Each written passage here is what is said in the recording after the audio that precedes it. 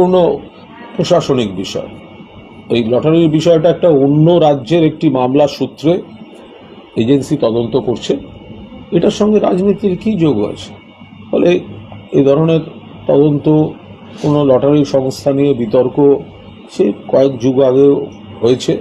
ফলে এটা যারা তদন্ত করার তারা তদন্ত করছেন। আশা করব তদন্ত রাজনৈতিক উদ্দেশ্যে কোনো কাজ করবে না। তারা যেভাবে আইন মতো যা তদন্ত হওয়ার হবে, এই ব্যাপারে কোনো রাজনৈতিক মন্তব্য নেই। কিন্তু এই লটারি সেই লটারি যেটা সুপ্রিম কোর্ট ইলেকট্রাল বন্ড নিয়ে নির্দেশ দিয়েছিল, সেটা হতেই পারে। যদি যতক্ষণ সেগুলো চালু ছিল ততক্ষণ তারা কি করেছেন সেগুলো তাদের বিষয়। তার মধ্যে কোনো অনিয়ম আছে না নেই সেগুলো তো কেন্দ্রীয় সরকারের কনসার্ন ডিপার্টমেন্ট ঠিক করবে। কোনো লটারির মধ্যে কোনো ভুল জিনিস আছে না নেই সেগুলো কে ঠিক করবে? সেগুলো কেন্দ্রীয় সরকারের সংশ্লিষ্ট দফতর